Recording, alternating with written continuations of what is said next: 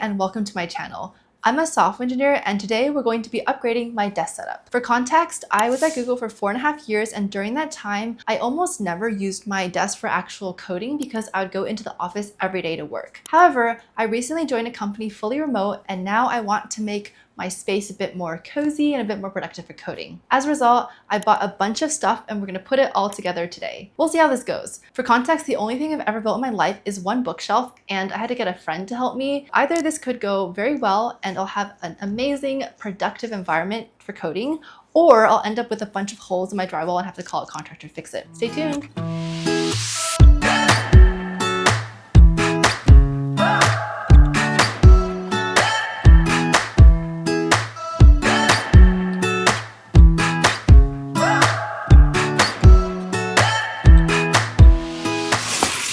I think that's fine. I have some decor, some of which is just there for the vibes, but some of which is more sentimental. An example of one of the very sentimental ones is this figurine. I don't know if you can tell, it's supposed to be me. I actually got this from the organizer of a hackathon that I helped run and speak at for 3 years in a row in Aracaju in Brazil. So he actually gave me this on the second trip. You can see it has my little dyed balayage hair, my crop top, my combat boots, and plaid skirt, and it reminds me of all of the wonderful times in that trip every single time I look at it on my desk. So something about me is I am obsessed with cats. I am probably the closest thing you can get to a crazy cat lady without owning a cat for myself. Given that, a lot of my decor, especially the sentimental ones, are cat themed. First off, we have this custom cat Android figurine. I got this from Googlers, which is Google's cat lovers community. It even comes with a little laptop with YouTube on it, as well as a coffee cup and a mouse. Laptop kind, not the cat kind. Here's a little jeweled cat that my mom got me for a birthday once. It's so pretty and you can open it and put things inside. This is a book called Really Important Stuff My Cat Has Taught Me. I got it at a Secret Santa a while ago. If I'm feeling a bit sad, I'll just open up to any random page and cats always make you feel better. Huh?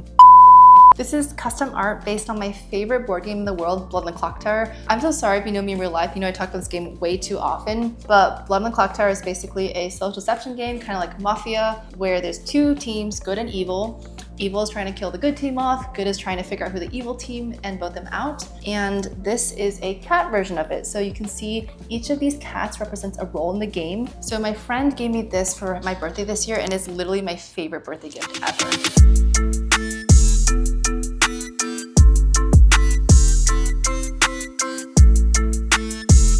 The first thing I'm going to try to build are these floating wall shelves. I chose them because I like the aesthetic and I feel like it'd be a great way for me to add things to my setup while still keeping everything clutter-free. Currently, I have some candles on my desk surface.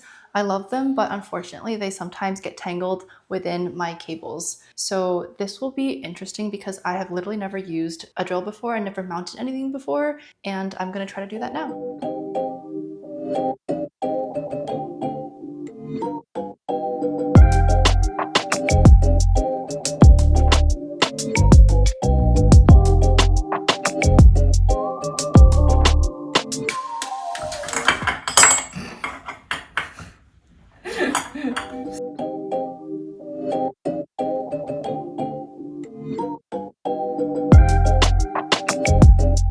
All right, so it's about 5.5 hours later and I lost my mind like 2 or 3 times, but we finally have a completed desk setup. Let's take a look.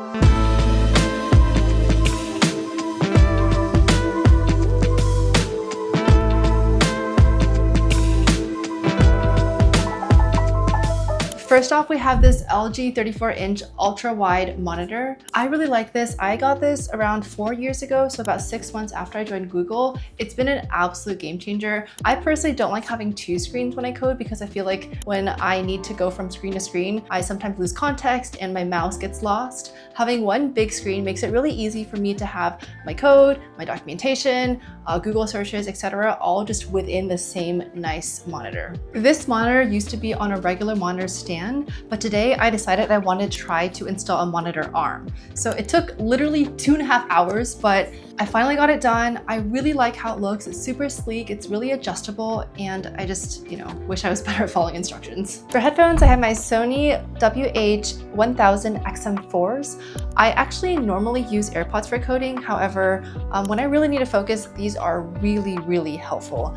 The noise cancellation is amazing. I can drown out every single distraction. And ironically, I listen to music a lot when I code, but when I really, really need to focus, I put these on and I just listen to just complete silence. For my keyboard here, I use the Royal Kludge RK61. This is a mechanical keyboard. I honestly forgot what kind of switches this is. I think it's brown switches because I usually like brown switches, but I bought this 5 years ago, so it's been with me ever since.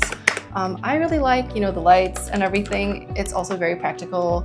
It's not too clacky. I think it's a good balance, and I feel very productive when I type on this keyboard. This is a Logitech G305 Lightspeed gaming mouse. I don't game, but I like it. It's pretty solid. Tracking is great. I especially like the fact that it's wireless because, as you know, cable management can be a big pain, and the less cables, the better. Here's my Amazon Alexa. To be honest, I don't use it for too much. I mostly just use it to ask what the weather is when I'm getting dressed. My mouse pad is not just underneath my mouse, it's also underneath my keyboard. I like this because when I code, I actually use my mouse and move it a lot. So having just a bigger mouse pad makes it less likely for me to accidentally have my mouse touch the table. And finally, on my desk, we have these two. This is just like a phone stand. I put my phone there when I work.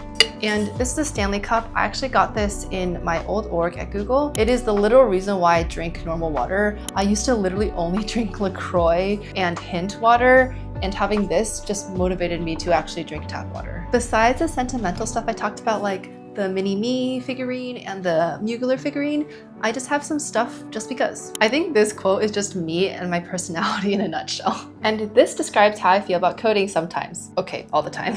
I got some plastic succulents because I have whatever is the opposite of a green thumb. Everything I try to grow dies. I've only managed to successfully grow one thing for longer than 6 months. It actually was a real succulent. However, my dad thought it was a weed and ran it over with a weed whacker, so I guess green thumbs don't run in our family. I installed some fairy lights on the shelf because I like how they look in the background, and I think they make everything just look a bit more cozy and bright. I have a box here with some random bits and pieces, and here are some wired earphones in case my Sony ones die because I forget to charge them. And finally, last but not least, we have my old nemesis / friend, maybe, cracking the coding interview. I think this is a big reason why I got some of the internships and full-time positions that I got, just because this book has a lot of useful notes and practice problems. It is very well read, as you can tell.